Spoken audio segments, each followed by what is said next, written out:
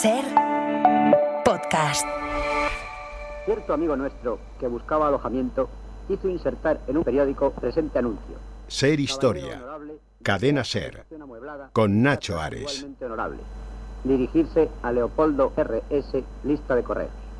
A las pocas horas había recibido 5 cartas de respuesta que, como ve, procedían de muy diferentes personas.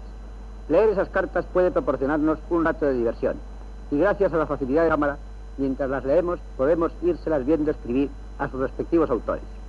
He aquí la primera carta, escrita en un papel con orla de luto y con una pluma de las que se enganchan de vez en cuando en el papel, sembrándolo de gotitas de tinta.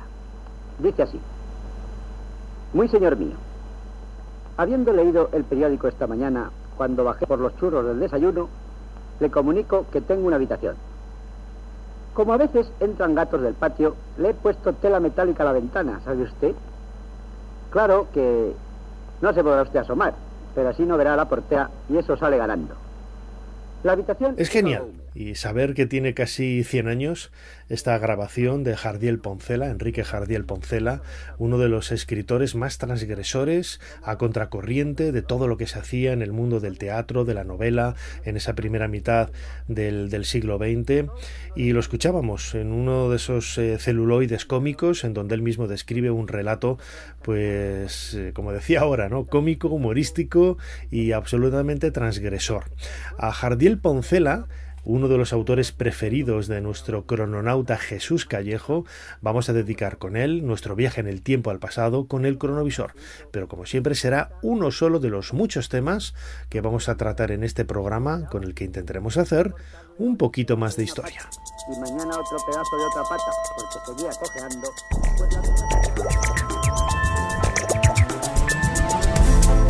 Bienvenidos a Ser Historia. Jardiel Poncela va a protagonizar los primeros minutos de nuestro programa.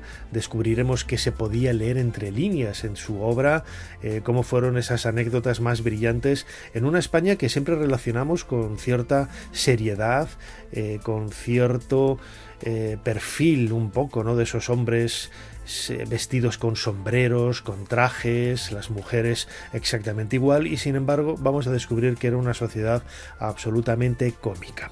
Hablaremos también de historias de Egipto, esas historias de la vida cotidiana, esa intrahistoria de los antiguos egipcios que acaba de ver la luz en un fantástico libro.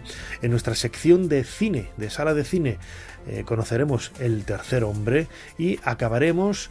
Hace unas semanas, casi un mes, hablábamos de historia de la danza y comenzábamos con un fragmento de un documental de televisión dedicado a Víctor Ullate. Pues hoy nos visita la directora de este documental para hablar precisamente de la vida, la obra y el legado de Víctor Ullate, este extraordinario e internacional bailarín español. Como siempre, soy Nacho Ares y les doy de nuevo la bienvenida a Ser Historia. Comenzamos.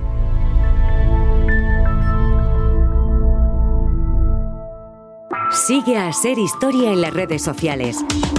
Nos tienes en Twitter, Facebook, YouTube, Instagram y TikTok. @Ser Historia. Y también puedes suscribirte a nuestra newsletter mandándonos un correo a serhistoria@cadenaser.com. Jesús Callejo, una semana más, bienvenido de nuevo a Ser Historia. Bien hallado, aquí además con uno de mis autores favoritos, presto y dispuesto para entrar de hoz y de coz con Jardiel Poncela, que me encanta este hombre. Pues sí, es uno de los autores más leídos, ¿no? Y también de los autores, no voy a decir polémicos, pero transgresores, ¿no? Quizás se sale de esa normalidad, un autor humorístico, pero también escribió un poco de todo. Y en vuestro podcast, La Escóbula de la Brújula, en Podium Podcast, habéis hecho un montón de referencias a él y programas de alguna u otra manera dedicadas a él. También por el invitado que vamos a tener, Enrique Galluz Jardiel, su nieto, que nos va a aportar algunas ideas, pero desde luego, ¿no?, la figura de Enrique Jardiel Poncela es uno de los iconos de la historia de la literatura española en el siglo XX. Para mí, sin ninguna duda, forma parte de la otra generación del 27. que es la generación del humor y la generación que aportó muchísima chispa a épocas pues un poco convulsas, porque le tocó vivir, ¿no? Un poco toda esa transición, teniendo en cuenta que él nace en 1901, con lo cual pues eran momentos, por una parte, buenos en cuanto a la creatividad, por otra parte malos en cuanto a la belicosidad y a la política española que había en aquel momento. Ya él le dio por hacer humor, por hacer sátira, por jugar con las palabras. Además se metió a empresario teatral. Intentó renovar, fíjate, renovar el teatro en aquel momento, que era muy complicado y sobre todo es más complicado haciendo teatro de humor, ¿no? Él empieza como periodista, bueno, intentó hacer la carrera de Derecho, comenzó haciendo Derecho en la Universidad Central de Madrid, pero pronto abandonó la carrera para dedicarse a la literatura y al periodismo.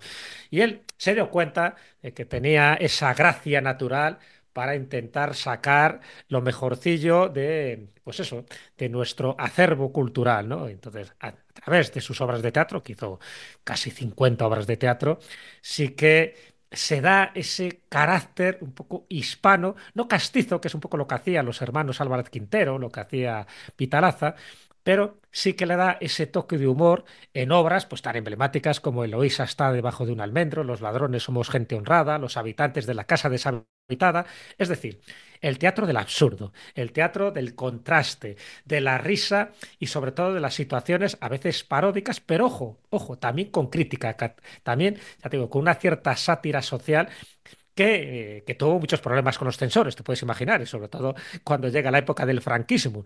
Así que tenemos eso, a Enrique Jardié Poncela compitiendo en el teatro, ni más ni menos que en Jacinto Benavente y tantos otros, donde el hacer humor, ya digo, le sirvió de mucho, pero también, como te puedes imaginar, le granjeó pues muchísimas críticas porque no se entendió muy bien a veces esa forma, esa absurdez de entender el mundo del teatro.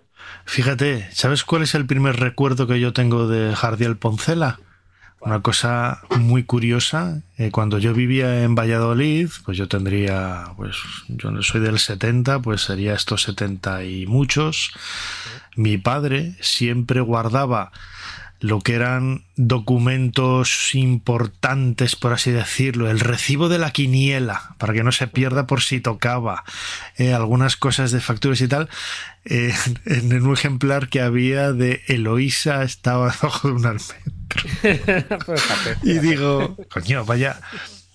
Me hacía mucha gracia el título del libro, no lo había leído, lógicamente, luego sí que lo leí y tal, pero me hacía mucha gracia, ¿no? Que como muchos de nuestros padres, pues ocultando cosas ahí entre los libros de casa, pues nada, mi padre metía todo eso en el libro de Jardiel Poncela. Muy bien, Jesús Callejo, crononauta, como siempre, tenemos delante el teclado de nuestro cronovisor. ¿Cuál es la fecha que nos propones esta semana? La fecha es el 16 de noviembre de 1925.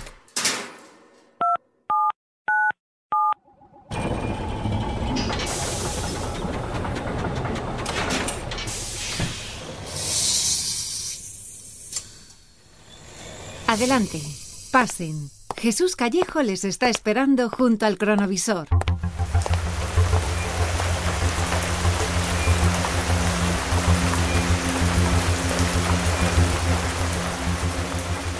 Jesús, ponte a resguardo, que está diluviando, está lloviendo, pero mira, por ahí aparece un jovenzuelo veinteañero corriendo. ¿Qué es lo que hace? ¿Qué es lo que busca?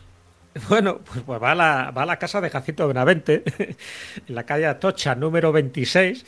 Como ves, fíjate, son las tantas de la mañana, prácticamente las 2 de la madrugada, lloviendo, y el que está ahí aporreando el timbre y la puerta de la casa de Jacinto Benavente es Enrique Jardié Poncela. En este momento tiene 24 añitos, no es conocido, todavía no es muy conocido.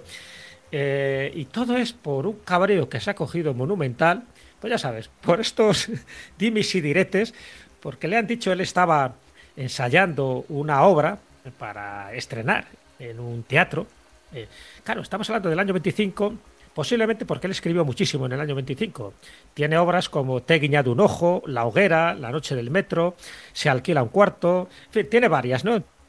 Posiblemente fuera el estreno de La Hoguera, un drama en 3 actos que quieren estrenar en el Teatro Infanta Isabel de Madrid. Pero el empresario le dice que nanay de la China porque se opone a ese estreno Jacinto Benavente. Así que Jardiel se agarra un mosqueo del 4 o del 8 y vaya a romperle las piernas y al dice, pobre. Claro, Jacinto Benavente por entonces, ojo, él había recibido ya el Premio Nobel de Literatura en 1922. En este año, 1925, tiene 59 años, o sea, que no aguanta una torta, Jacinto Benavente, porque era así menudito. Y Enrique Jardiel Poncela, pensando que había sido él el que le está boicoteando, pues no se le ocurre otra cosa. Bueno, primero le va buscando a los distintos bares y tabernas y tertulias. Por ejemplo, va al Gato Negro, donde Benavente solía pontificar, ¿no? En fin, todas sus obras y todas sus grandezas. Allí no lo encuentra, va de bar en bar y al final, de aquí que venimos con el cronovisor para ver un poco la personalidad que tiene Enrique Jardiel Poncela, pues está aporreando así con su gabardina, porque el paraguas se le había olvidado en el Gato Negro. Qué malas pulgas, ¿no? Aquí el bono de Jardiel Poncela. Porque va a darle una paliza directamente. Se queda hasta las 2 de la mañana. Tiene suerte de que Jacinto Benavente no ha ido a dormir esa noche a su casa y por lo tanto se va desairado, pero al día siguiente Enrique escribe en su columna diaria, ¿no?, que escribía en un periódico, protestando por el agravio sufrido, ¿no? Cuando Jacinto Benavente se entera de todo esto, le escribe y le dice, oye, que yo no tengo nada que ver con esto, que yo nunca he maniobrado para que cayese tu obra, además todo lo contrario, dice Jacinto Benavente, yo soy uno de los impulsores de los jóvenes como tú para que publiquen nuevas obras y para renovar un poco el teatro español. Y entonces ya Enrique se da cuenta de que ha sido gente que ha mal metido, para que veas, y entonces a partir de ahí surge una buena amistad entre Jacinto Benavente y Enrique Jardiel Poncela. Menos mal, Menos mal, porque si no le abre la cara. Le llega a pillar, le da una somanta de palos que se entera. Y si hubiera armado, pues la de San Quintín o el Rosario de la Aurora. Así que bueno, es un dato muy significativo de cómo cuando él está empezando, para que veas también esas críticas fratricidas que había a veces en el mundo de la literatura y sobre todo en el mundo del teatro, y no pasó a más y sin embargo generó una gran amistad. Fíjate, es una época en la que no había redes sociales y claro, esos dimes y diretes que comentabas, Jesús Callejo, crononauta, hacían que se interpretaran cosas mal, ¿no? Y al final todo acabó bien, en una gran amistad, además entre dos personas que trabajaban un tipo de teatro y de literatura totalmente distante, porque nada tenía que ver lo que hacía Jardiel Poncela con lo que hacía Jacinto Benavente. No, para nada. Jacinto Benavente era pues más de los dramas, y eso pues le dio muchísimo éxito, ¿no? Y sin embargo, Jardiel Poncela, todo lo contrario, él buscó, además, el camino más difícil, porque todo el mundo lo sabe, todo el mundo que escribe teatro sabe que es más difícil generar humor y risas que generar dramas. Pero es verdad que era en una época complicada y él tiró un poco por ese camino, por el camino del humor, haciendo obras pues realmente ya emblemáticas y trascendentales, sabiendo un poco pues la chispa, ¿no? La chispa que tenía Enrique. Y de hecho, el 28 de mayo de un poco más tarde, ya en 1927, es cuando estrena, por decirlo así, la primera comedia que le da un éxito rotundo, que se titula Una noche de primavera sin sueño. Siempre los títulos de Jardiel Poncela ya está indicando un poco esa sorna, ¿no? Ese juego de palabras. Fíjate que tiene, algunas te he comentado, pero por ejemplo, Angelina o El honor de un brigadier, o las 5 advertencias de Satanás, o Morirse es un error. Fíjate, esta obra, Morirse es un error, la publicó antes y la estrenó antes de la Guerra Civil. Cuando llega el franquismo, cambia el título y se titula Cuatro corazones con freno y marcha atrás, porque tuvo ya muchos problemas con la censura, y eso de morirse es un error. Claro, después de una guerra civil donde había muerto tanta gente, no se consideró que fuera un título muy apropiado y tuvo que cambiar. O luego, el título es como la mejor... ¿cómo era una? Era algo así como Las rubias están mejor con patatas, me parece que era el título de una de las obras. O sea que imagínate qué tipo de títulos utilizaba precisamente para provocar y para intentar epatar al burgués, que se llamaba, es decir, generar un alejamiento del teatro serio y provocar la risa, pero siempre con esa crítica social para que la gente se diera cuenta de que la burguesía y la aristocracia que había en aquel momento pues estaba en franca decadencia, y lo que interesaba sencillamente era buscar lo mejor de la vida. Si te parece, Jesús, lo decíamos al principio, vamos a escuchar a Enrique Galluz Jardiel, nieto de Enrique Jardiel Poncela, hablando de... Además, él es profesor de literatura también, parece que ha heredado, ¿no?, algunos de los... y muy buen escritor y crítico literario, hablando de los orígenes y el impacto, ¿no?, de la literatura de su abuelo en esa España de la primera mitad del siglo XX. Vamos a escucharlo. Es verdad que Jardiel fue muy creativo en su literatura y muy transgresor en muchos de sus aspectos, pero hay que tener en cuenta de dónde venía. Él era un autor de vanguardia, discípulo de Ramón Gómez de la Serna, se había criado en un ambiente muy culto y muy cosmopolita, conocía muy bien otras literaturas y sabía de la importancia de que la literatura fuera cosmopolita y distinta. La literatura en España a principios del siglo XX era magnífica, pero tenía algunos defectos, y uno de ellos era el excesivo localismo, ¿no? Las comedias, sainetes sobre la forma de ser de los madrileños o de los andaluces o de los aragoneses, mucho tipismo, mucho color local, y eso era una literatura que no podía traducirse, no podía exportarse y que iba a perder su interés con el tiempo. Entonces él intenta hacer una literatura más cosmopolita, que se pueda entender en cualquier país, más atemporal, que no esté sujeta a lo que sucedía en España en aquel momento y que pudiera, pues, perdurar en el tiempo, y así ha sido. Él además tenía mucha cultura literaria, conocía a muchos autores de muchos países, y de alguna manera muchas cosas que se han considerado originales en él, pues realmente también estaban en otros autores, solo que en España no se conocía. Él fue también un introductor, por decirlo así, de la literatura extranjera en España. El impacto de la literatura de Jardiel en la España de Franco, pues, fue muy importante en el teatro, no tanto en la novela. Jardiel triunfó escribiendo novela durante los últimos años de la dictadura y durante la República, pero sus novelas estuvieron prohibidas por el régimen franquista, con lo cual su influjo en la novelística, pues, fue prácticamente escaso, mientras que en el teatro fue todo lo contrario. Él renovó el teatro de humor español, que estaba limitado entonces, pues, un poco al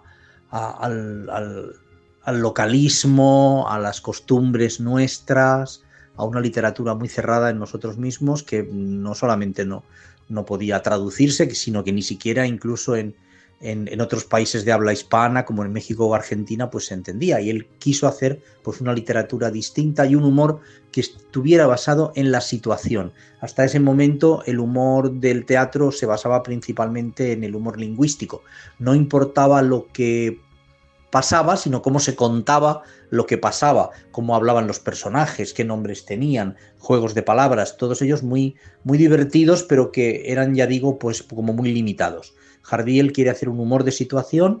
Los personajes de sus obras no son personajes cómicos, son personajes serios a los que les suceden cosas cómicas, y de esta manera crea una especie como de estilo nuevo, jardielesco, en donde hay, pues, personajes exagerados, en donde hay situaciones disparatadas, un gran barroquismo argumental con muchísimos elementos en todas las obras, y eso, pues, renovó el teatro, y a partir de Jardiel ya no se pudo volver a hacer teatro cómico como se hacía antes. Ya los autores de después, pues, han sido continuadores, discípulos, unos lo han reconocido abiertamente, otros no tanto, pero en todo se ha notado ese estilo, no solamente en el teatro, sino también en el cine. Guionistas como Azcona, por ejemplo, cómicos como Tipi Cole, todos ellos han tenido, pues, esa rama jardielesca de una persona que cambia por completo la tendencia literaria de un género concreto, en este caso del teatro.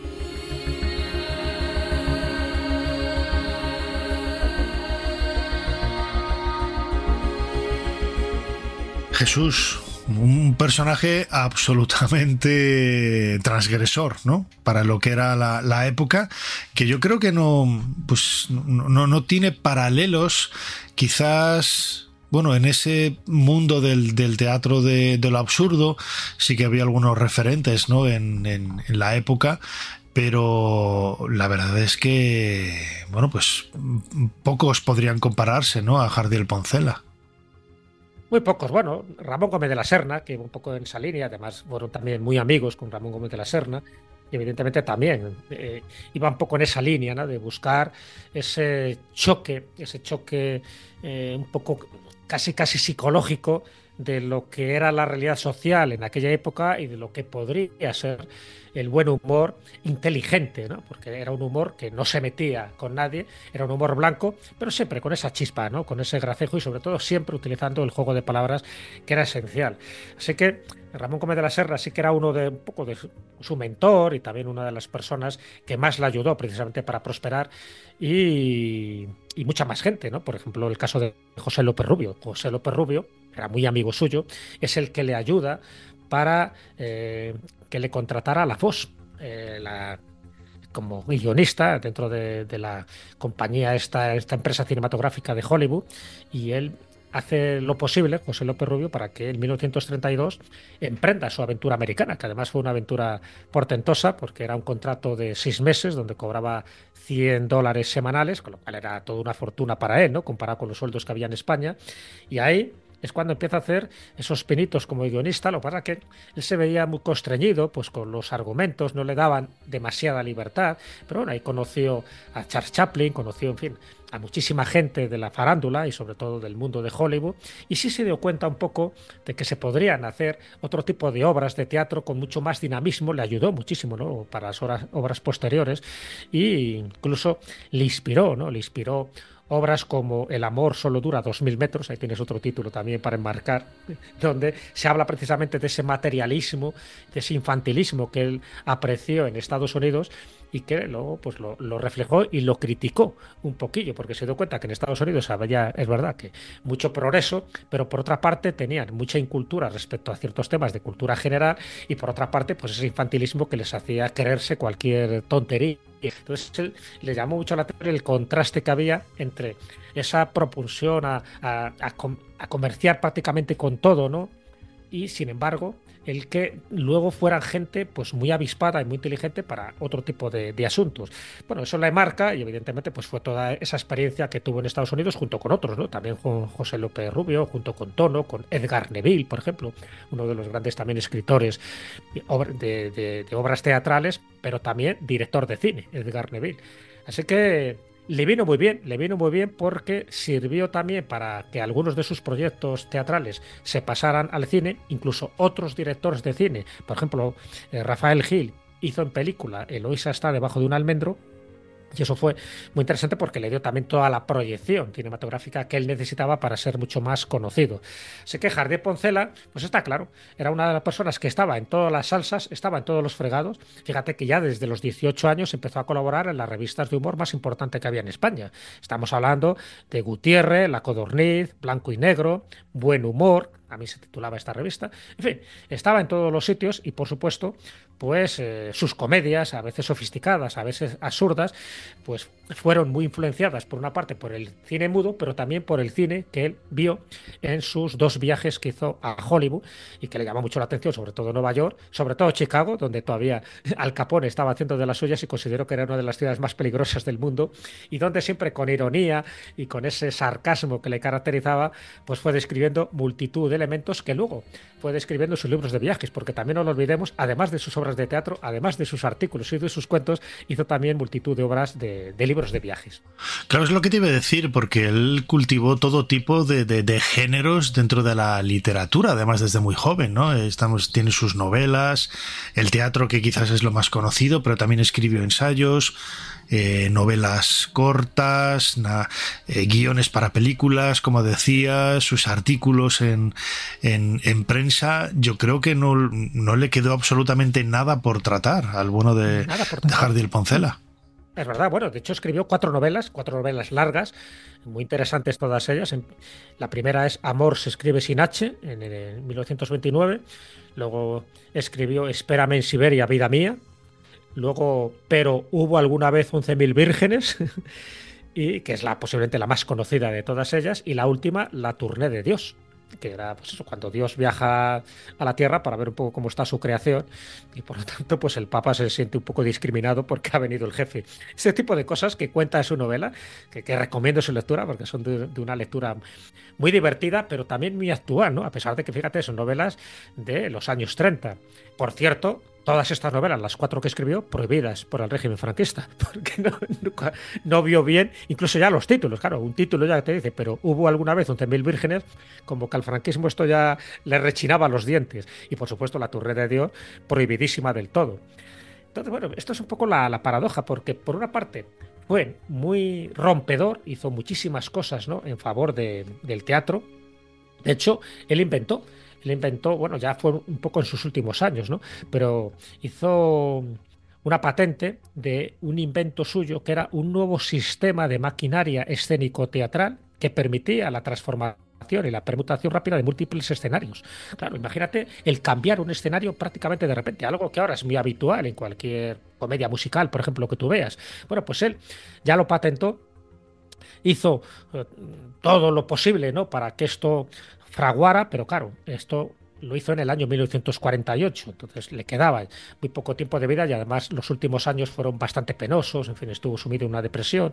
Ahora te comentaré porque él intentó hacer giras también por Hispanoamérica y en Hispanoamérica pues no le acogieron muy bien, sencillamente porque estaban exiliados muchos republicanos, es cuando ya había empezado la guerra civil, y entonces pues le boicotearon todos los espectáculos y todas las obras teatrales a las que él fue.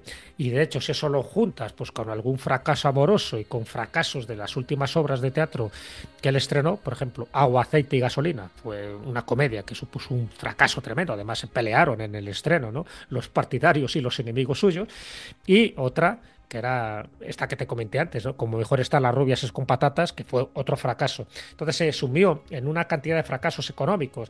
En fin, su invento no llegó a prosperar.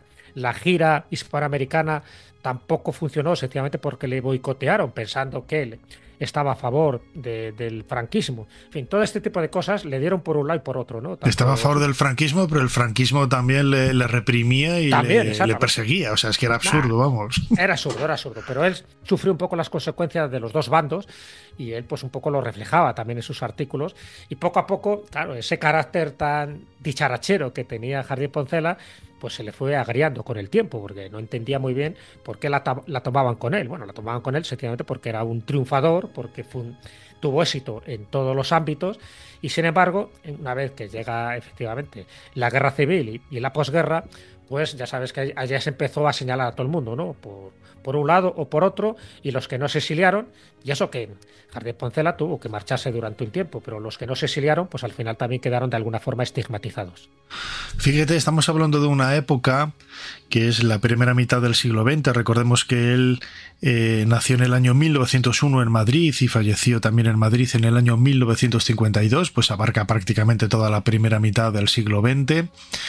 Y tendemos a pensar, ¿no?, y esto se lo preguntaba yo a su nieto, a Enrique Gallud Jardiel, esa idea, ¿no?, de que es un mundo muy serio, donde nos imaginamos a todos con su sombrero, su corbata, su chaqueta, porque incluso la gente más humilde, más pobre, todos iban con su sombrero, su chaqueta, su corbatín, unas formas muy conservadoras, ¿no?, aparentemente conservadoras. Y claro, yo le preguntaba al nieto, a Enrique Gallud Jardiel, cómo se podía ver, ¿no?, en esa transgresión de su abuelo en un ámbito aparentemente serio, ¿no? Y él me corregía, ¿no? Él me hacía ver, como vamos a escuchar ahora, si te parece, Jesús, que quizás no era un mundo tan serio como podríamos imaginar.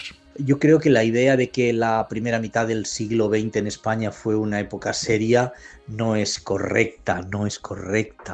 Bien, es verdad que hubo mucha literatura seria, pero también hubo una gran literatura cómica, no solamente en la generación del 27, en la otra generación del 27, así la llamó José López Rubio en su discurso de entrada en la Academia de la Lengua, hablando de los humoristas, ¿no?, porque la generación del 27 no fueron solamente los grandes poetas, sino que fueron también los humoristas como Jardiel, como el mismo López Rubio, como Tono, como Edgar Neville, como Miura, sino que antes hubo una generación cómica en el 98, donde estaba pues Vital Aza, Juan Pérez Zúñiga,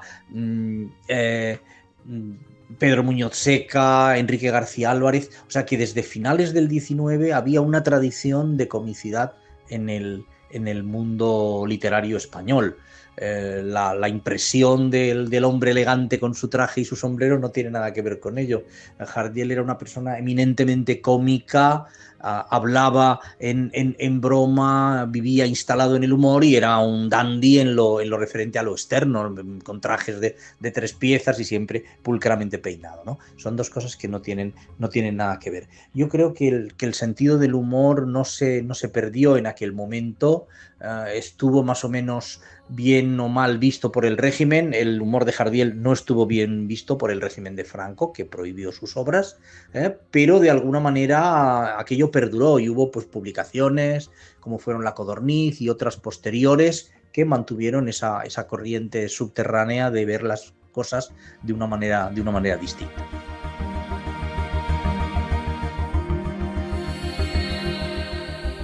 Jesús, en el caso de Jardiel Poncela podríamos decir que era un personaje, un individuo, un autor, un artista genial que no dejó indiferente a nadie, ni a partidarios, ni a detractores, ni a progresistas, ni a conservadores, ni a gente de un lado, de otro. Tocó la moral y las narices a todo el mundo, casi, ¿no? A todo el mundo, sin ningún tipo de duda. Además, te cuento un poco una anécdota suya. Al iniciarse la guerra, él fue detenido. Estamos hablando del 16 de agosto de 1936, y le llevan a una checa, que ya sabes que eran estos locales, ¿no?, que utilizaban los milicianos de izquierda como cárceles, y fue acusado por una denuncia anónima de haber dado cobijo en su casa al exministro de la Segunda República, que era Rafael Salazar, que por cierto fue ejecutado unos meses más tarde. Al final se demostró la falsedad de la denuncia porque le habían acusado porque sí, sencillamente, y fue puesto en libertad pocos días después. Entonces te quiero decir que sufrió también esas consecuencias donde fue acusado injustamente por unos y por otros, como te decía. Al final, en 1937, consigue salir de España, se marcha a Francia, se va a Argentina, en fin, un año después intenta regresar a España, porque claro, es donde tiene ahí todo su ambiente, todo su mundo, ¿no?, por decirlo así. Él se casó en principio con Josefina Peñalver, con la cual se separó, pero luego se juntó, nunca se llegó a casar, con Carmen Sánchez Lavajos, con la que estuvo los últimos 18 años de su vida. Y tuvo 2 hijas, ¿no? Su hija Evangelina con la primera pareja, y su hija Mariluz con la segunda pareja. Entonces, claro, toda su vida estaba ahí. Entonces él regresa por fin a Madrid y es cuando empieza ya pues a escribir todo tipo de obras de teatro. Fíjate, en una época donde era más necesario que nunca un poco ese sentido del humor. Incluso hace una opereta, la de Carlo Monte en Montecarlo, con música de Jacinto Guerrero. Entonces, bueno, te cuento esto para que veas cómo al final la crítica le venía por todos los sitios. Cuando en 1944, fíjate, hace esta gira por América Latina, estos republicanos exiliados que estaban allí, tanto en Uruguay como en Argentina, le consideran que forma parte del régimen franquista, ya te digo, le revientan todos los estrenos, todos. Además, justo ese año fallece su padre, tiene una crisis personal, tiene una decadencia económica, en fin, un poco todo este tipo de cosas. Entonces, claro, entre los boicots, las pintadas, las amenazas de bomba, multitud de cosas, se viene a España, y en España encima le prohíben publicar las novelas estas que te acabo de comentar, porque ya estaban publicadas, pero por lo menos que se difundan, y tiene que sobrevivir de la mejor manera que puedan. Y ahí entra un poco en ese declive, ¿no? En un declive muy llamativo, porque él prácticamente es como que se deja morir. Él tiene un cáncer de laringe en los últimos 7 años de su vida, y ese cáncer de laringe con una depresión, pues, y aparte con otra de sus manías, porque él tenía sus manías. Él tenía la manía a todo lo que tuviera que ver con los ingleses. Entonces le intenta recomendar que se ponga la penicilina y dice, no, la penicilina la ha inventado Fleming. Yo no quiero saber nada de ese señor. Y por lo tanto, a pesar de que cuando tiene una pleuresía el doctor Suils le pone penicilina, cuando lo encuentra en la mesita de su habitación, monta en cólera Y dice, al final, dice una frase Harry Poncela, porque siempre tenía esa chispa, ¿no? Dice, he mejorado a pesar de la penicilina. Fleming, como buen británico, habría atacado por traición a los microbios, porque él consideraba que los ingleses eran todos unos traidores. Entonces tenía esa obsesión, y para que veas también cómo fue un poco de injusta también la vida con él, y es que plagiaron muchísimo sus obras. De hecho, hay un autor inglés, que es Noel Coward. Noel Coward hizo una obra que se llama Un marido de ida y vuelta, en el año 1939, y es una versión plagiada de Un espíritu burlón, una obra que hizo Harry Poncela, con lo cual también dice, tenía que ser un inglés el que me tiene que plagiar. Y bueno, ya por supuesto, otro que le plagió bastante fue su yerno, Alfonso Paso, que se casó con su hija Evangelina y plagió muchísimas de sus obras, Alfonso Paso, que ese sí era un autor del régimen franquista. Bueno, la vida de Enrique Jardiel Poncela es una vida trepidante, llena de aventuras, llena de desventuras y sobre todo de un genio, de esa literatura del humor que tanta falta hacía en una época en la que, bueno, pues España estaba pasando pues por momentos, un momento valle, por así decirlo, ¿no? Sí. Dejábamos la Segunda República, nos adentrábamos en una terrible dictadura y, bueno, pues a él le pilló un poco entre dos aguas y le llovieron tortas por todas partes. A él le hemos dedicado este cronovisor junto con Jesús Callejo, nuestro crononauta, uno de sus personajes preferidos, Enrique Jardiel Poncela. Jesús, como siempre, muchísimas gracias una vez más por habernos ayudado a hacer un poquito más de historia. Pues muchísimas gracias a ti. Me despido con su epitafio, que en el fondo también es su filosofía de vida. Si queréis los mayores elogios, moríos.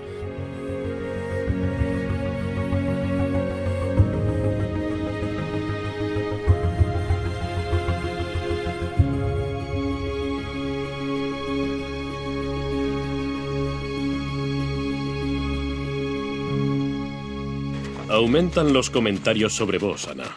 ¿No os causan preocupación? Al contrario, Majestad. No me siento en absoluto incordiada. Me agradan, aunque sean mentira. ¿Acaso os preocupan esas voces del populacho? Por la parte que a mí concierne, ciertamente no. Si no hablaran de mis amoríos con vos, lo harían de la esposa de cualquier otro secretario. Prefiero que hablen de mí. Así no se olvidan de quién soy. Ana de Mendoza, princesa de Éboli. Ser Historia con Nacho Ares. Todo lo que quisiste saber de la historia, la madrugada del sábado al domingo en la cadena SER. Todos estos detallitos son los que hacen esta tumba tan fantástica. Aquí vemos a Ipi vistiendo estos maravillosos ropajes del mejor lino jamás tejido que se hacía aquí. Y en su regazo, el gato de la familia. Lo más fascinante de esta tumba, porque es un privilegio, ya que poca gente consigue visitarla, es el hecho de que todas las industrias que hacían posible esta suntuosidad estaban pintadas en las demás paredes, como si Ipi se las quisiera llevar con él para mantener su nivel de vida. Aquí, por ejemplo, podemos ver a los que lavaban su ropa. Es bastante insólito. Son los sirvientes de la aldea y ahí están, charlando y frotando y lavando en el río.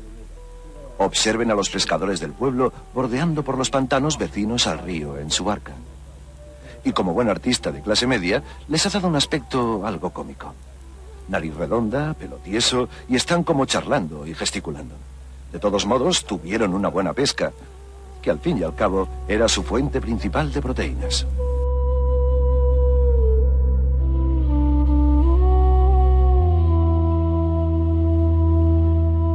Es la voz de John Romer, para mí uno de los, iba a decir, sí, egiptólogo, arqueólogo, pero sobre todo divulgador, ¿no? Todos los libros que sacó a lo largo de la década de 1980 y 1990 y esta maravillosa serie Ancient Lives, aquí en España se tradujo como Egipto, simplemente, para mí es lo mejor que se ha hecho nunca sobre la orilla oeste de Luxor. Y me han pasado pues ya más de 40 años, y todavía no ha habido nada que lo haya superado. Es cierto que hay muchas tecnologías nuevas para hacer vídeo, para hacer televisión, para hacer cine, pero la forma de contarlo, la forma de adentrarse en esas tumbas, como escuchábamos ahora en la voz de John Romer, y la forma de presentarlo, a mí me parece absolutamente maravillosa. En esta tumba hacía una lectura, no una interpretación, mejor dicho, de cómo eran esas escenas de la vida cotidiana que nos ayudan a comprender cómo era la vida en el antiguo Egipto. Precisamente vamos a hablar de historias de la historia del antiguo Egipto. Es el título del último libro de nuestro compañero José Miguel Parra, al que ya saludamos, que debe de estar en otro lado detrás de la pirámide. José Miguel, como siempre, bienvenido de nuevo a Ser Historia. Un placer, como siempre. Te lo decía antes a micrófono cerrado, ¿no? El libro me está encantando, es una recopilación de historias de la historia, pero escuchando la voz de John Romer, que es algo tú también que haces mucho hincapié en tu libro, muchas de esas historias están relacionadas precisamente con la vida cotidiana, ¿no? ¿Por qué crees que nos llama tanto la atención la forma de vivir de los antiguos egipcios, esa vida cotidiana? Bueno, es fascinante. Vamos a ver, esa es la explicación. Es la pescadilla que se muerde la cola. No, porque vemos Karnak, vemos Luxor, vemos las pirámides y nos volvemos locos para imaginar como unos señores que iban medio desnudos, con un taparrabos y descalzos por el desierto, fueron capaces de construir esas barbaridades, ¿no? Entonces eso nos lleva a indagar, a querer saber cómo lo hicieron, cómo eran esas personas que construyeron esas cosas maravillosas. Y hay veces que el resultado se parece tanto a lo que vivimos nosotros hoy en día, que a veces nos asusta, ¿no? Y otras veces es tan diferente que empezamos a entender un poco que son una cultura completamente diferente a la nuestra. Uh-huh. Hombre, desde luego yo creo que eso es evidente, ¿no? Es una forma de pensar distinta, ni mejor ni peor, es distinta. Y tú has dado en un argumento que a mí me parece básico, ¿no? La idea de que, también por las condiciones climáticas, que fueran con apenas un faldellín, un taparrabos, descalzos o con sandalias, los que más dinero tenían, no significaba en absoluto que fueran tontos. Efectivamente, ese es un pequeño problema que tienen los amantes de los misterios, que piensan que la gente en la antigüedad era más tonta que la gente en la actualidad. Y no, el porcentaje de seres o de personas superdotadas, de personas inteligentes, era exactamente el mismo. Lo que pasa es que ellos tienen menos conocimientos técnicos, menos conocimientos de todo tipo, si así lo queremos saber o decir, pero no son más tontos, son capaces de pensar a la misma velocidad o más que nosotros, ¿no? De modo que ese es un concepto que hay que entender, que no son más tontos, simplemente son más antiguos, nada más. Además, claro, es una forma de pensar totalmente diferente y condicionada también por la geografía y el clima, ¿no?, que ellos tenían, que les hace pues embuirse en una serie de ideas que hoy con ese presentismo no entendemos, pero que hay que estar en ese momento, en ese lugar y en esa forma de pensar para poder reaccionarlo y darle ese significado. Sí, así es. Es cierto que ahora vemos las pirámides rodeadas de desierto, de arena, de dunas, pero los estudios últimos indican que más que un desierto, lo que había entonces era una sabana. Entonces había árboles dispersos, había matorrales, había animales corriendo por ahí. Eso desapareció con el primer periodo intermedio. De hecho, es posiblemente una de las causas de que desapareciera la organización política que fue el reino antiguo, que fue cuando se construyeron las grandes pirámides de piedra, ¿no? Entonces, eso además se junta con que ahora no vemos lo que era el elemento básico de la geografía egipcia, que es la crecida del Nilo. Desde que en el año 60 empezó a construirse la gran presa de Asuán, eso ya no existe. Entonces no podemos hacernos una idea de lo que para ellos suponía el ver todos los años como empezaban a morirse casi de sed, a pesar de que el río siempre tenía algo de caudal, o bastante caudal, porque sigue siendo un río muy grande. Pero de repente todo está reseco, todo está muriéndose, quizás llega el comienzo del año, llega la crecida y de repente todo vuelve a renacer, ¿no? Y luego al cabo de 3 meses desaparecen esas aguas, van menguando, vuelven a aparecer esas colinas, las partes más altas del terreno.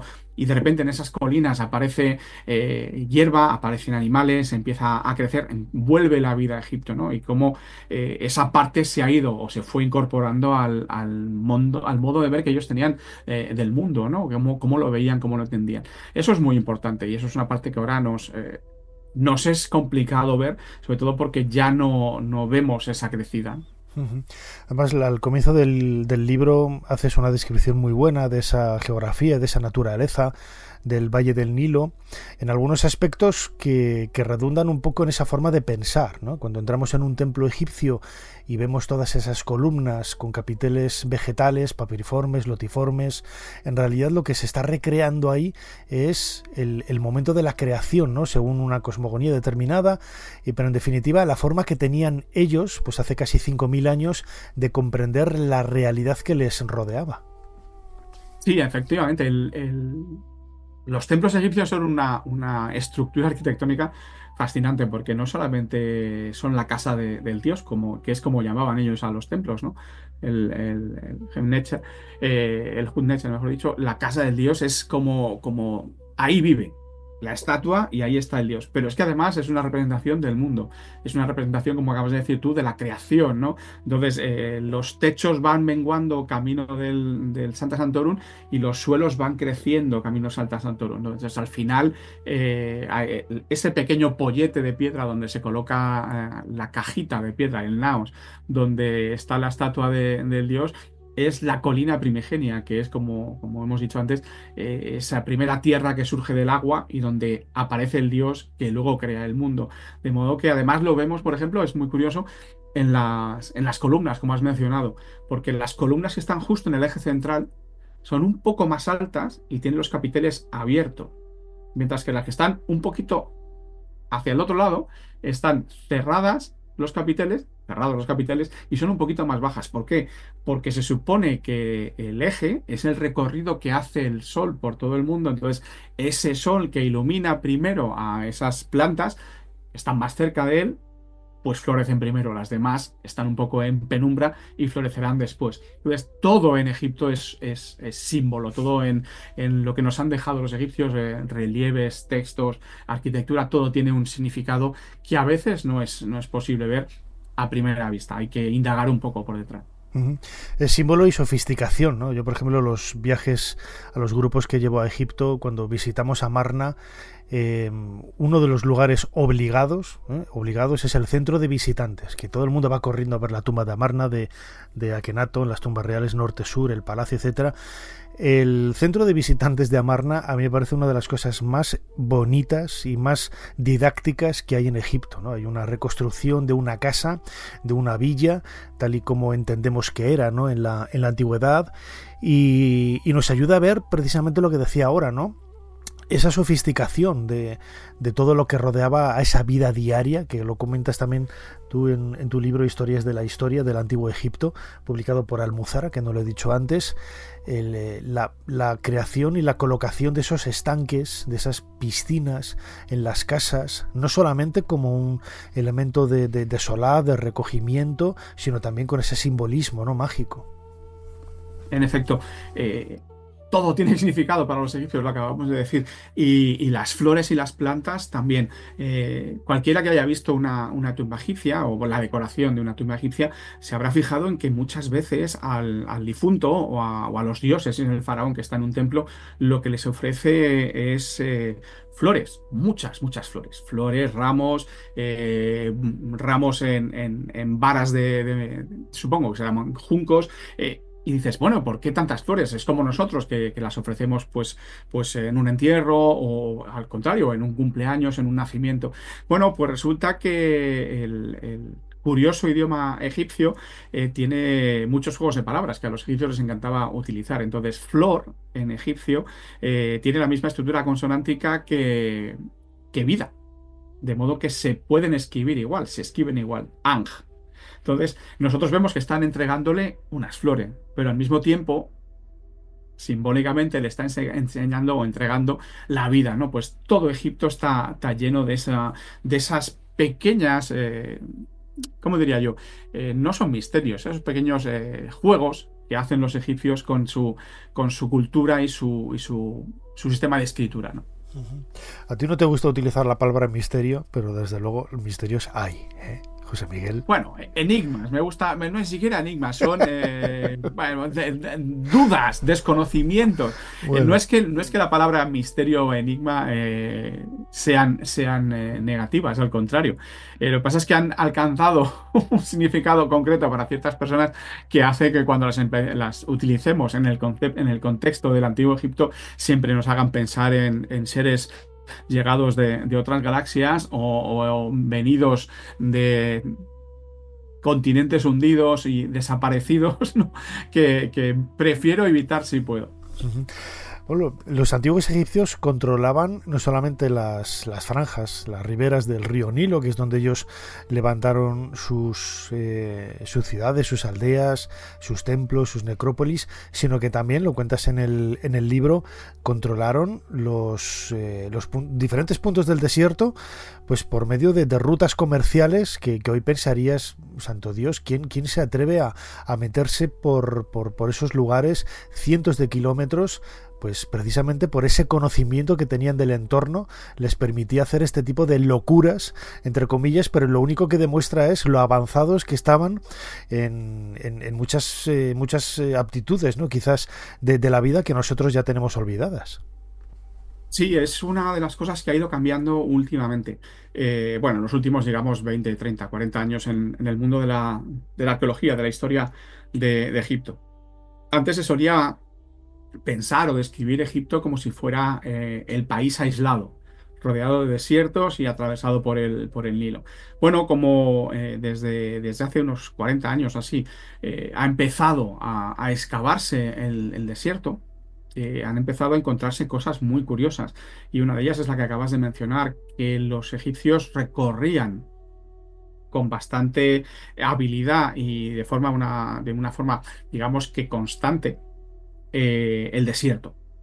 ¿Por qué lo sabemos? Bueno, se ha encontrado que los egipcios utilizaban un sistema que se utilizó para llegar al Polo Sur, que es ir dejando montones de vituallas y de agua en puntos del recorrido que se iba a seguir, para que a la vuelta los encontraran los expedicionarios y pudieran sobrevivir. Entonces eso nos indica que los encargados de eso tenían un control administrativo bastante importante de lo que era el comercio exterior, que era muy importante para los egipcios. De modo que Egipto no estaba rodeada de desiertos que no se recorrían, estaba rodeada de desiertos que ellos controlaban, con mucho cuidado y con mucha atención, porque cuando se iba, por ejemplo, a las minas, a lo mejor el 50% de la expedición de los mineros podían llegar a fallecer. Y como sabemos, con inscripciones de Seti o de Ramsés II, ¿no? De modo que los egipcios controlaban muy bien lo que hacían, y sobre todo su fuerza de trabajo.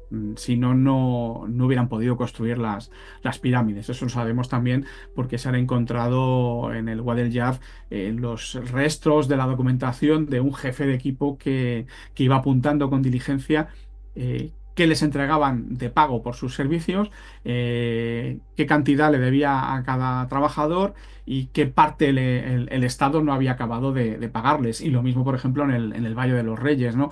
Que había los jefes que se encargaban de señalar cuántos días había trabajado un señor, quién estaba trabajando, quién estaba malo, quién no había ido a trabajar, por qué no había ido a trabajar. Entonces tenemos cosas tan curiosas como está preparando medicinas para el poblado, está muy bien, pero no ha venido porque está borracho, o no ha venido porque ayer se peleó con su esposa. En fin, ese tipo de cosas, ¿no? Es esa vida cotidiana que es la que tanto nos interesa. Además, la arteria principal de vida, de comunicación, de movimiento, era lógicamente el Nilo, ¿no? Que recorre más o menos de sur a norte el país. También lo cuentas muy bien en tu libro Historias de la Historia del Antiguo Egipto, publicado por Almuzara. ello les permitió, ¿no?, pues dominar una serie desde el punto de vista tecnológico, una serie de embarcaciones. Es cierto, fíjate, que tampoco es que tenga mucha profundidad el Nilo, ¿no? Pero porque en algunos puntos no va más allá de los 10 metros, 8 o 10 metros, pero ellos utilizaban las barcas para cruzar de una orilla a otra, incluso en los puntos con las orillas más cercanas, más próximas, no utilizaban puentes, no hacían puentes. Es una forma también muy particular de enfrentarse a esa naturaleza, ¿no? Sí, en efecto, porque jolines, ¿cómo construir un puente en medio del Nilo con las crecidas que había antes? Para que los oyentes tengan una idea, los egipcios consideraban que la crecida perfecta eran 8 metros. Esos son 3 pisos de altura. Es una barbaridad. Entonces, imaginar que construyen un puente. No es que no fueran capaces. Yo imagino que si son capaces de construir una pirámide, son capaces de construir un puente. Pero claro, la posibilidad de que eso se deshiciera cada año era muy importante. De hecho, tenemos en el norte del Cairo, tirando hacia el este, hay una gran presa que empezó a construirse, es de la tercera o la cuarta dinastía, todavía no está muy claro, y bueno, terminó sin concluirse porque una riada de esas que pretendía evitar acabó desmontándola. Entonces el faraón siguiente decidió que no merecía la pena continuarla, ¿no? Pero es cierto que las barcas son un elemento básico del Antiguo Egipto y ver un poco como ahora vemos el Nilo, que es constante. Pensamos, bueno, los egipcios pues, evidentemente necesitaban barcas, iban de un lado para otro, si tenían que mover un obelisco lo metían en una barca, porque el Nilo siempre está ahí. Bueno, eso es una de las cosas que he intentado dejar claras en el libro. El Nilo no siempre estaba ahí. El Nilo variaba mucho en su caudal, entonces solamente se podía utilizar con facilidad, porque a esos 8 metros normales que tiene el Nilo vamos a sumarle los 8 metros de crecida perfecta, entonces tenemos 16 metros de profundidad que permiten recorrerlo sin hundirse, sin quedarse atascado en la cantidad de montículos de arena, de bajíos que tiene ese río que siempre va cargado con muchísimo limo y elementos en suspensión, ¿no? Entonces es importante, el Nilo es la gran arteria que permitía la comunicación, pero no era tan fácil recorrerlo como nos hacen pensar los propios egipcios, que cuando dibujan, que cuando escriben que van a ir camino río arriba, pues siempre tienen el jeroglífico, es un barco con la vela abierta, ¿no? Que recoge el viento del norte, que siempre en Egipto suele soplar de eso, del norte al sur. Y cuando van abajo hacia el Mediterráneo, pues esa vela está recogida, ¿no? Eso nos indica que las cosas en teoría son fáciles, pero luego cuando uno empieza a investigar, pues eso, mirando registros de gente que recorría el Nilo en la Edad Media, o incluso antes de que se construyera la primera presa por parte de los ingleses en 1902, pues que no era tan sencillo. El Nilo, aunque sigue un recorrido norte-sur bastante evidente, tiene muchos recovecos, va cambiando con relativa facilidad de un lado para otro. Entonces, según cambia, resulta que ya no recibes el viento con esa facilidad tan maravillosa que nos indican los jeroglíficos. De modo que el Nilo existe, el Nilo lo utilizaban, era la gran autopista del mundo antiguo, pero ojo, que había que saber cómo utilizarla para poder hacerlo. Desde luego, una cultura fascinante que les voy a contar, ¿no? A estas alturas de la película, ¿no? Fascinante, como digo, la historia de Egipto, esas historias de la historia del Antiguo Egipto, publicado por Almuzara, que nos ha traído su autor, buen amigo José Miguel Parra. José Miguel, como siempre, muchísimas gracias una vez más por habernos ayudado a hacer un poquito más de historia. Un placer, como siempre.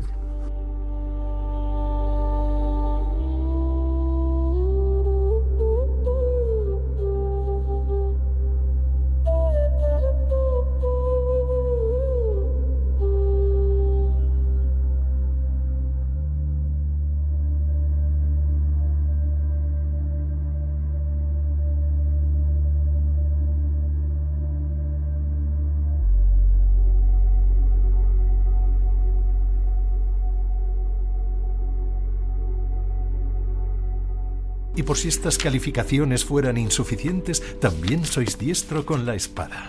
Demasiado, quizás, a juzgar por ciertas reyertas que habéis protagonizado en tabernas y otros antros.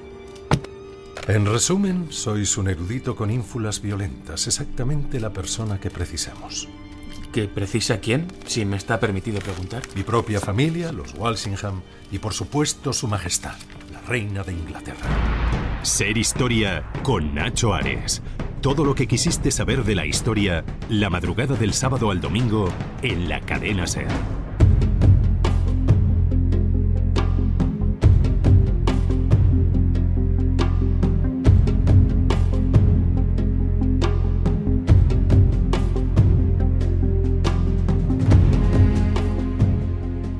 Se abren las cortinas de nuestra particular sala de cine para hablar de la historia del séptimo arte y, como hacemos siempre, junto con Guillermo Balmori, editor de Notorious. Guillermo, bienvenido una vez más a Ser Historia. ¿Qué tal, Nacho? Encantado de estar contigo otra vez. La propuesta que nos traes en esta ocasión, es una película que acaba de cumplir casi 75 años, El tercer hombre, una película dirigida por el Carol Reed, que a pesar de este nombre, él es un señor, el Carol es como Evelyn, es un nombre ambiguo, que se puede utilizar para hombre y mujer en inglés, pero es uno de esos grandes clásicos en blanco y negro de la historia del cine, ¿no? Del año 1949. Fíjate, se considera que porque es una película inglesa. Hay mucha gente que piensa que es una película de Hollywood, porque es verdad que es a Joseph Cotten y Orson Welles, que son toda gente de Hollywood, pero es una película inglesa y se considera la mejor película de la historia del cine inglés, que ha sido nombrada varias veces. Es una película absolutamente mítica y una película, Nacho, muy querida en España. Es curioso cómo el exitazo que fue aquí en España, lo fue a nivel internacional también, pero aquí en España tuvo un éxito especialmente destacado. Lo tuvo además, fíjate, en dos aspectos que no se suelen ser, que el gran público, o sea, la masa de público no suele hacer mucho caso, que es en la fotografía y en la música, la banda sonora. La banda sonora, evidentemente, la conocemos todo el mundo, incluso hay gente que la conoce, mucha gente que no ha visto la película, pero sí que conoce la banda sonora, gente incluso que a lo mejor conoce la banda sonora y ni siquiera sabe que pertenece a la película, pero la vemos incluso, hay gente que la tiene en el móvil, ¿no? Como tono de las llamadas y cosas así. Entonces, sí que es verdad que esa música caló de Antón Caras, que es la cítara, ¿no? Es lo que tocaba en esa melodía, y lo que te decía, la fotografía. Fíjate que pocas veces el gran público se fija en la fotografía, en los efectos ópticos, en las luces, en las sombras. Al ser una película en blanco y negro es muy generosa en ese sentido. Pues aquí caló en ese público y lo sigue haciendo, ¿no? Por supuesto con Orson Welles también, pero curiosamente en esos aspectos, la banda sonora y la fotografía calaron muchísimo en el público.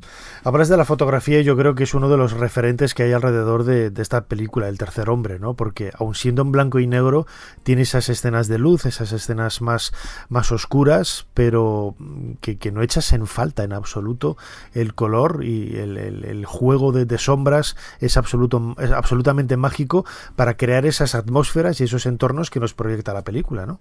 Recordemos que está ambientada, cuenta la historia en el año 1947, en la Viena de posguerra, la dureza de la vida, ¿no? Que hay ahí en una ciudad repartida en varios sectores, pues por el bando ganador, tanto americanos, están los ingleses, los soviéticos, etcétera, y todo eso se crea perfectamente un ambiente, una atmósfera por medio de las luces y las sombras, más que blanco y negro, luces y sombras.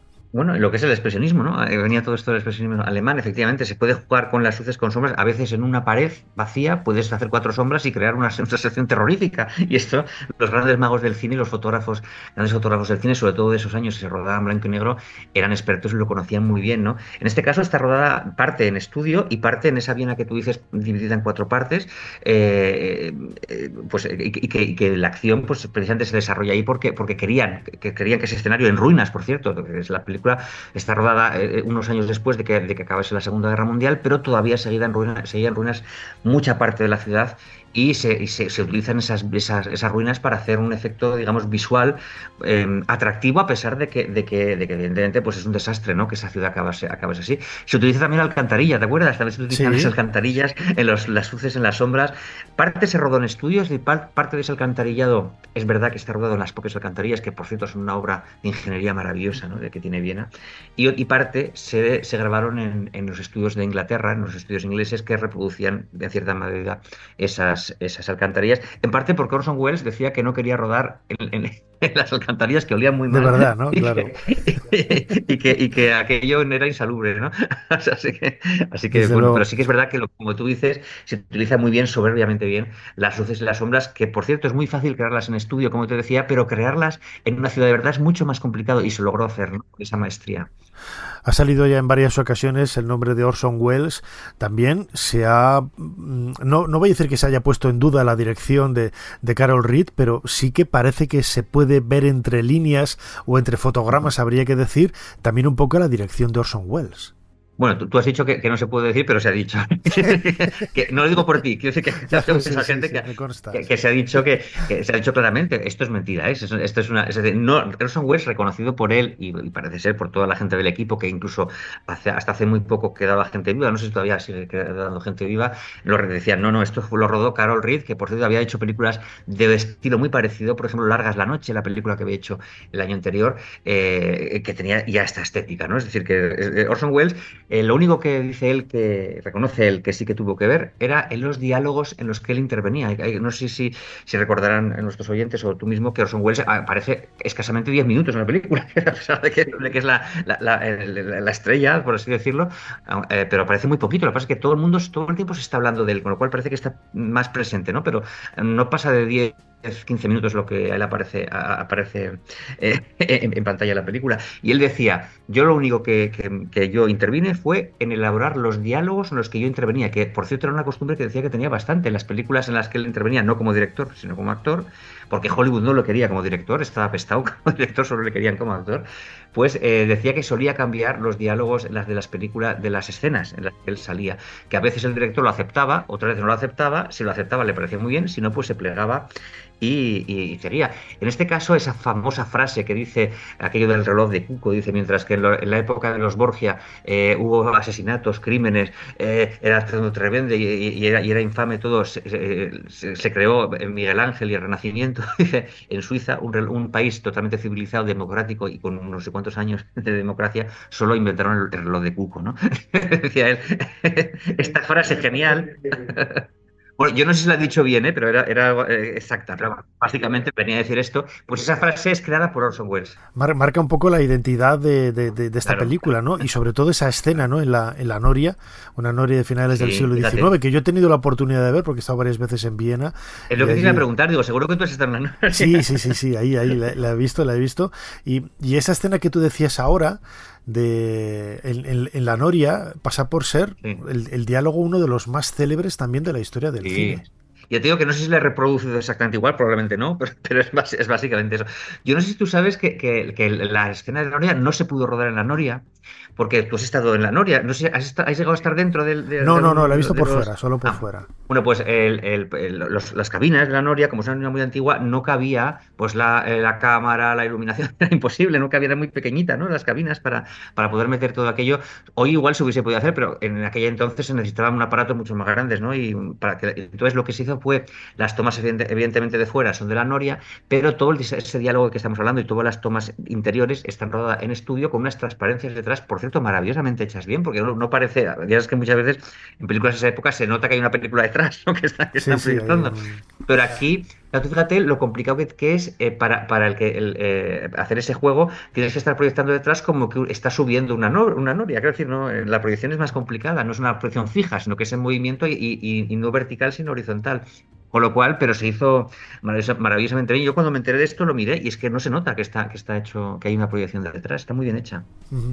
Es una película absolutamente maravillosa por esa imagen, ese trasfondo, ¿no? Lo comentabas ahora, también la figura de Orson Welles aparece muy poquito, pero es como el icono, ¿no? de la película, y su presencia y ese diálogo de la Noria parece que ha ensombrecido a otros momentos estelares de la misma película, de la que hemos celebrado hace muy poquito esos 75 años, El tercer hombre. una película del año 1949. Recomendamos, como siempre, la publicación que a tal efecto ha hecho la editorial Notorious para celebrar este aniversario, cuyo editor, Guillermo Balmori, nos ha estado atendiendo en los últimos minutos aquí en Ser Historia, en esta particular sala de cine. Guillermo, como siempre, muchísimas gracias una vez más por habernos ayudado a hacer un poquito más de historia. Muchas gracias a ti.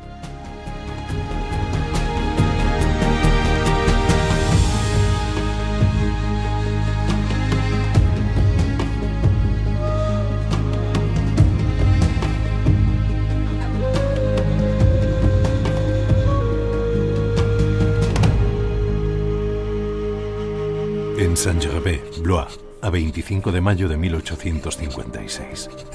Empiezo hoy con estas líneas mis memorias, las memorias de un mago y un humilde aspirante a científico. Si el lector me lo permite, voy a conducirle por algunas escenas de mi vida, servirle de cicerone, y para evitarle la fatiga, haré de modo en mi calidad de exbrujo que su viaje y visita se ejecuten sin cambiar de sitio. Ser Historia con Nacho Ares. Todo lo que quisiste saber de la historia, la madrugada del sábado al domingo en la cadena SER. Es diferente bailar que danzar. En español tenemos esa doble dualidad. Un baile es algo que puedes hacer sin conocimientos académicos. Todo el mundo baila, pero danzar o la danza implica un mundo intelectual, académico, de conocimiento de una técnica y de entrenamiento muy duro de muchos años para que el cuerpo pueda tener todos los elementos para poder expresarse luego con libertad.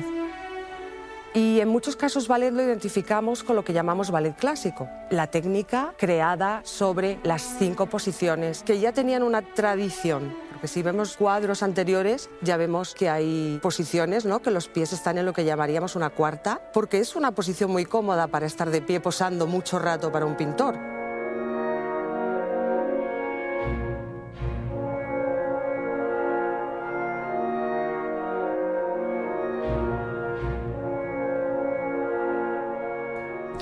Hace unas semanas en Ser Historia estuvimos hablando de historia de la danza, en parte también de ese vínculo con la alta sociedad, con la historia de la música, esa manifestación artística. Ahora escuchábamos un fragmento de la voz de Cristina Marinero. Ella es periodista, trabaja en el periódico El Mundo como crítica de danza. Y es un fragmento de un documental que ya precisamente hace unas semanas, cuando hablábamos de historia de la danza, utilizamos un fragmento para el comienzo, ¿no? Ullate, la danza de la vida. Y quería hablar de la figura de Ullate de Víctor Ullate, y sobre todo también redundar en algunos aspectos o profundizar en la historia de la danza, la importancia también, sobre todo en el siglo XX, con la directora de este documental, Elena Cid. Elena, bienvenida de nuevo a Ser Historia. Hola Nacho, muchas gracias por volver a traer aquí esta parte de la historia. Ullate, la danza de la vida, es tu último trabajo, tu último documental. Es una coproducción de Disentropic Films y Radio Televisión Española, RTV.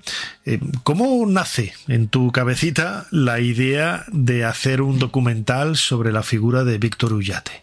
Pues de la absoluta casualidad y un poco gracias a las brujas, porque mi anterior productora de Becker y las brujas, pues conocía de la universidad a la persona que había sido responsable de comunicación de Víctor Ullate, a Sonia Martín, y ella me propuso, oye, mira, no hay nada de Víctor Ullate, de una persona tan importante en la historia de la danza como ha sido este hombre, y no hay un documental sobre él. Entonces ahí empezamos un poquito un trabajo de investigación, porque te he de reconocer que yo de danza no sabía absolutamente y completamente nada. Entonces me quedé un poco cortada de qué es esto, qué es este mundo. Y me fue fascinando, me fascinó no solo la figura de Ullate, sino lo que es la danza en sí misma, por su valor histórico. Es algo que yo no era consciente. Sabía lo que es el mundo de bailar, como todos bailamos haciendo el tonto, pero esta parte histórica que tenía de que todo el mundo ha bailado desde la prehistoria, esa vinculación con la propia magia, dentro de los rituales mágicos muchas veces se baila, o todo el planeta de Catalina de Medici con la danza y el Rey Sol, ¿no?, que fue el gran personaje que creó la institución de la danza como algo culto, de las élites, toda esa parte me dejó muy fascinada, porque me fui dando cuenta de cómo había ocupado un valor tan importante en la historia. Si no sabías bailar, no eres nadie, como dice Cristina Marinero en el documental, y es algo que ya no se hace de esa forma. Entonces me fascinó y quería ir aprendiendo y aprendiendo cada vez más sobre ello. Además lo canalizáis, como decía, a través de la figura de Víctor Ullate, un bailarín zaragozano, pues todo un icono de la segunda mitad y de lo que llevamos, ¿no?, del primer tercio del siglo XXI, segunda mitad del siglo XX. Víctor Ullate, en definitiva, se ha convertido en un referente internacional. En ese corte que escuchábamos hace prácticamente un poco más de un mes aquí en Ser Historia, hablaban varios expertos, ¿no?, y muchos de ellos eran internacionales, hablando precisamente de la importancia de Víctor Ullate como uno de los top, ¿no?, de la historia de la danza contemporánea en España y en el mundo. Es desde luego uno de los top, pero fíjate, creo que hubiera sido incluso aún más reconocido si simplemente alguien hubiera hecho el esfuerzo de traducir su trabajo al inglés. Porque es algo que reclamaban en Alemania. Estuvimos grabando en el Staatsballet Berlin y allí la persona responsable nos decía: me quedé fascinada al conocerlo, al ver todo su trabajo, era increíble, pero no sabía nada de él porque no hay nada sobre él en redes en inglés. Y eso es un concepto como muy absurdo porque ahora mismo lo estamos manejando todos los idiomas de otra manera, pero fíjate esa barrera de que simplemente nadie, ni a nivel institucional ni privado de ninguna forma, comunicó el trabajo de Víctor más que él mismo, y él mismo lo hacía todo en español porque es un gran defensor de toda la cultura española, pero te quedas un poco con la sensación de él es de los más grandes, ha sido de los más grandes, lo es, pero podría ser muchísimo más reconocido internacionalmente solo con una web en inglés. Es algo como curioso, ¿no? Pero así es la vida, de absurda en tantas ocasiones. ¿Cómo entendió él la idea de que se quisiera hacer un documental sobre su vida, su obra? Porque Víctor Ullate, bueno, pues está a vuelta de todo también, ¿no? Ha sido reconocido en muchísimos sitios, tiene muchas menciones en otros trabajos también cinematográficos o de documentales, pero un documental dedicado exclusivamente a él, ¿cómo lo entendió? ¿Cómo se lo tomó? Pues realmente creo que no era muy consciente de lo que estábamos haciendo. Creo que afortunadamente para nosotras, porque nos dio muchísima libertad. Y también te he de decir que acababa de cerrar cuando empezamos la escuela, la compañía de danza, todo, y era un momento bastante doloroso, porque se había perdido y se ha perdido una pieza importantísima dentro de la historia de la danza en España y por tanto de la cultura en España. Y estaba todo muy olvidado porque encima coincidió con la pandemia del COVID y estos años pues han sido como muy trágicos y hay cosas que se han quedado atrás. Entonces nosotras fuimos trabajando un poco a nuestro aire, poquito a poquito, recopilando toda la información muy laboriosamente, y llegó un momento cuando fue realmente consciente, fue en el Festival de Málaga que hicimos el estreno. Y ese momento fue increíble, fue súper emocionante porque, claro, pasamos muchos nervios, porque imagínate ver tu vida, Nacho, que mañana hace un documental sobre ti alguien y tú estás viendo toda tu vida en pantalla. Es como muy extraño. Entonces, en el momento de proyectarlo, lo pasamos fatal porque decíamos, no sabemos si nos va a odiar, nos va a querer o qué va a ocurrir aquí. Y afortunadamente cuando acabó el documental nos giramos, se empezó a levantar todo el mundo a aplaudirle y Víctor estaba llorando como un niño, su marido también, su familia también. Y yo decía, espero que llore porque le ha gustado, porque como sea porque no le ha gustado tengo un problema enorme. Y sí, le había gustado muchísimo y afortunadamente apoya el documental, es consciente de que es una manera de seguir divulgando la danza, que es algo que él ha hecho mucho, la divulgación de la danza, para que la gente pueda aprender este arte tan extraño, porque para mí es muy extraño. Todo lo que hacen con el cuerpo me parece absoluta magia. Son atletas y son artistas y es increíble todo el trabajo y lo poquitos reconocidos que están. Entonces, muy curioso porque creo que sigue llorando muchas veces en las proyecciones y eso tiene que ser como muy emocionante para él. Claro, imagino... Ya escuchándote, Elena Cid, directora de este documental Ullate, de la danza de la vida, él aparece en el documental, él habla, pero no había visionado absolutamente nada, no se había pedido, oye, vamos a ver esto, o no habléis de esto, encaminadlo por aquí, os dejó total libertad. Sí, Sí, nos dejó, no sé si nos dejó o se despistó, no lo tengo muy claro. Pero es verdad que como fue ese momento, ya te digo, fue el momento del COVID, todo el mundo tenía la cabeza como en otras cosas y fue pasando el tiempo, pues él ha estado con un montón de circunstancias personales y salud, entonces creo que realmente no terminaba de ser muy consciente, se lo íbamos contándole, también ten en cuenta que es una propuesta que no es solo una biografía, sino que hay una parte también histórica y educativa sobre la danza, entonces no es una biografía pura. Y a mí eso sí que me parecía importante que tuviera, que lo entendiera y que tuviera su aprobación, porque no solo hablamos de él, hablamos, todos los personajes que salen tienen su propio protagonismo, Nacho Duato tiene su protagonismo, la danza, Carmen Roche tiene un importante protagonismo, Lola de Ávila, la historia de María de Ávila, hay muchas historias, Antonio el bailarín, Maurice Bellard, es un compendio de la propia historia de la danza del siglo XX, el documental, y eso era importante que él lo entendiera, de no solo vamos a hablar de ti, y ahí sí que fue muy generoso porque entendió la propuesta y le pareció prioritario sobre todo divulgar la danza. Y ahí tuvimos muchísima suerte. Pero no había visto nada, sufrimos muchísimo en esos primeros visionados. Además, fíjate, acabas de dar un poco en la clave de toda esta historia, ¿no? Se ha divulgado, yo creo que muy poco, la historia de la danza. Se ha tomado, fíjate, lo veo también desde un punto de vista de haber estudiado en un colegio de curas en Valladolid, de La Salle, en donde, bueno, pues éramos todos muy machotes, ¿eh? Y la danza siempre ha estado vinculado a lo femenino, a lo transgresor, a la homosexualidad, a cosas que luego en el momento que te adentras, es cierto que hay, pero al igual que hay homosexuales en todos los campos, en todos los trabajos, en todas las vertientes, ¿no? Y eso también, pues, ha desmerecido un poco el trabajo tan extraordinario de todos estos artistas, y es quizá una de las razones por las que se ha divulgado tan poco, ¿no? Totalmente, además yo creo que es algo como muy centrado en España porque no pasa en otros países. Ten en cuenta, claro, ten en cuenta que la danza, por ejemplo, la danza rusa es hipervaronil, la danza cubana no tiene nada que ver, ahí es súper popular. Entonces te das cuenta que todo el prejuicio o la idea de la danza que nos hayamos quedado en España es la danza del romanticismo, la del tutú.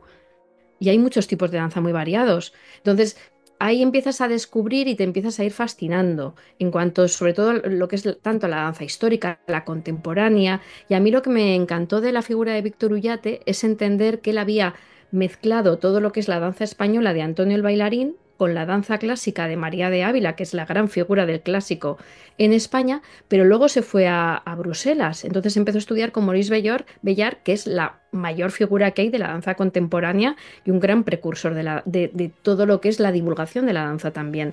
Entonces, Víctor Ullate es una persona que se forma en 3 disciplinas con los más grandes, que es Bellard, María de Ávila y Antonio el bailarín, Antonio Ruiz Soler. Por tanto, él bebe de todo ello y crea su discurso propio. Y eso es algo que creo que es irrepetible. No va a volver a pasar. Es imposible por de dónde venía. Porque bebe de las fuentes, de los más grandes, por su contexto histórico. Lo que él sí que ha hecho, que también hay que reconocerle y valorarlo en su medida porque es impresionante, la cantidad de bailarines que él ha formado como maestro. Ha formado a los más grandes de ahora, a los coreógrafos, como es una Tamara Rojo, un Igor Yebra, un Joaquín de Luz.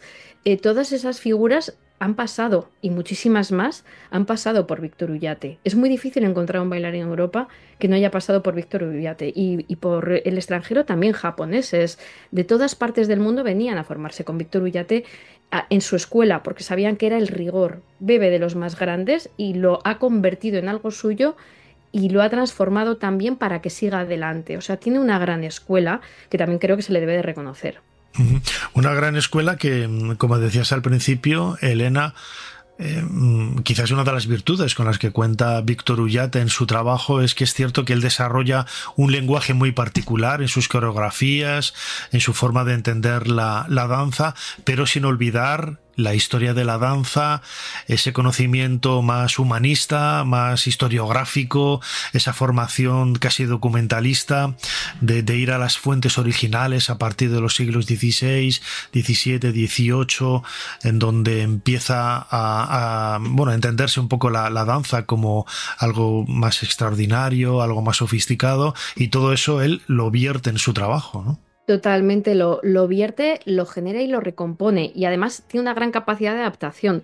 Porque a mí lo que me ocurrió al no conocer nada de danza es que cuando estábamos rodando yo decía, pero vamos a grabar un gran ballet. Y me decían, no hay.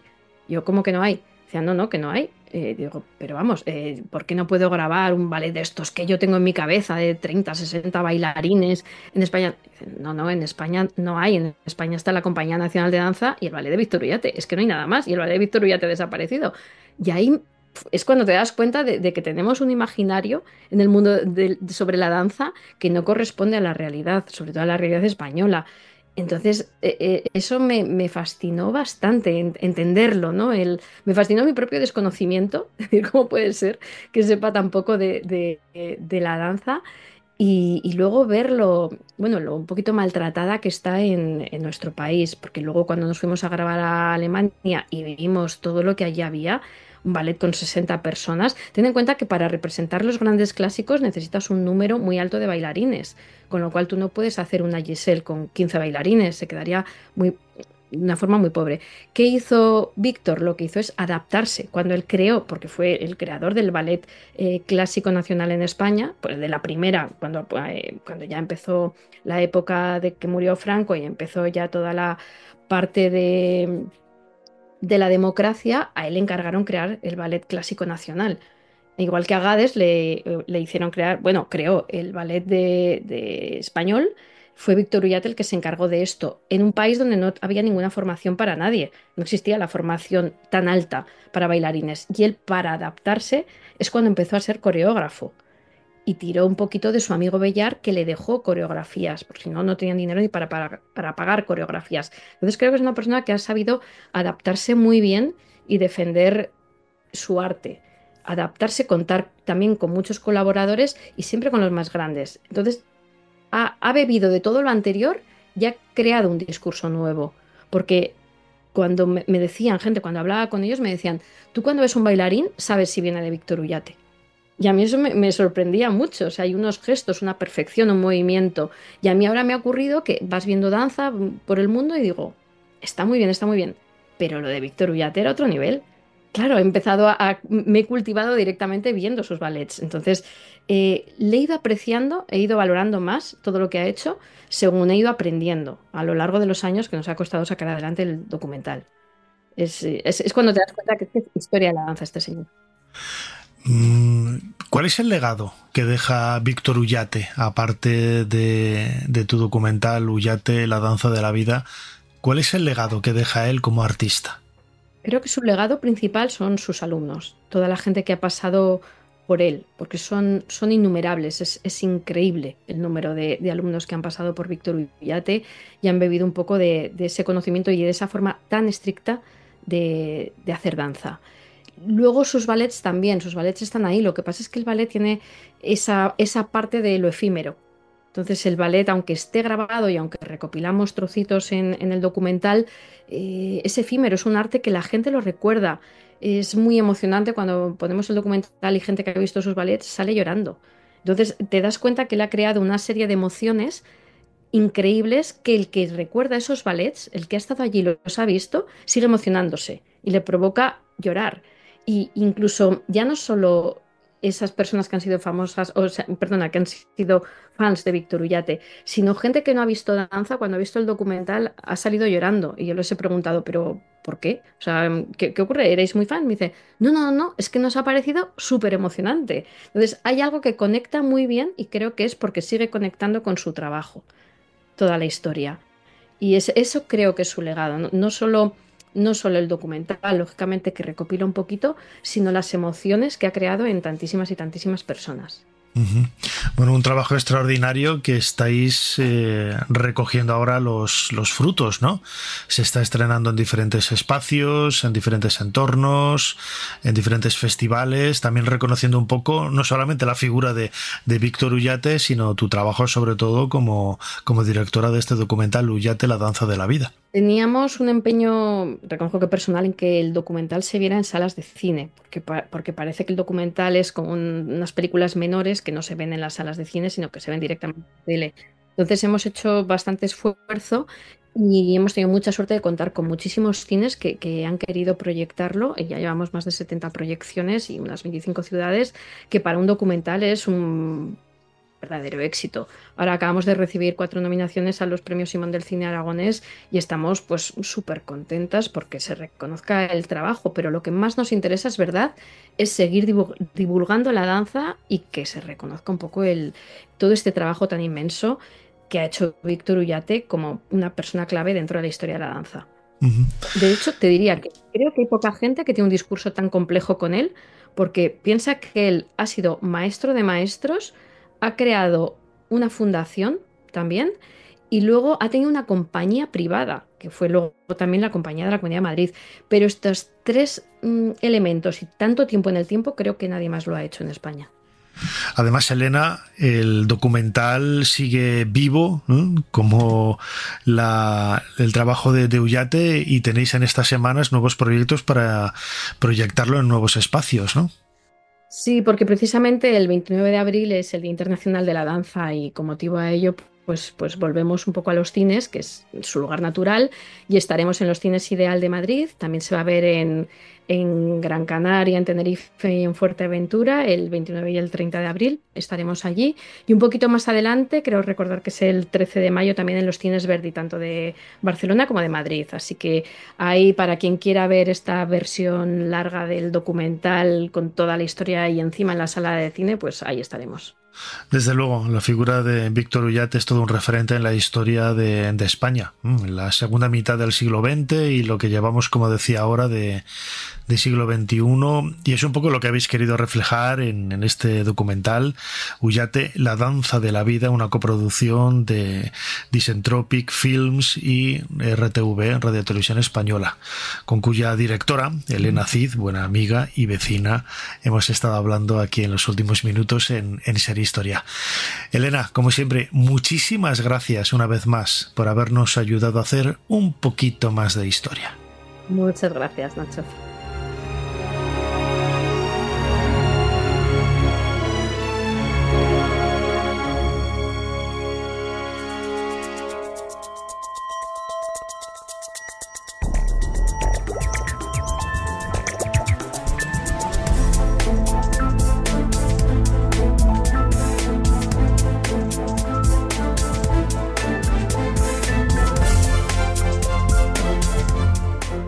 Hasta aquí este nuevo programa de Ser Historia. Recordad, como siempre hacemos, a través de Ser Podcast podéis volverlo a escuchar una y mil veces, y sobre todo el programa completo. Ahí vais a encontrar todas las referencias a episodios emitidos hasta ahora, desde hace ya 16 temporadas, ahí queda poco. Fermín Agustí, como siempre, ha estado en la producción del programa, echándole una mano a Ana Caballero, que también ha estado llevando las redes sociales. Delante de los mandos de esta máquina del tiempo, nuestra compañera Chumi Rodríguez, y delante del micrófono y en la dirección, vuestro humilde servidor, Nacho Ares. Os dejamos con más cultura en esta madrugada de la cultura, aquí en la cadena SER. Hasta la semana que viene. Para no perderte ningún episodio, síguenos en la aplicación o la web de la SER, Podium Podcast o tu plataforma de audio favorita.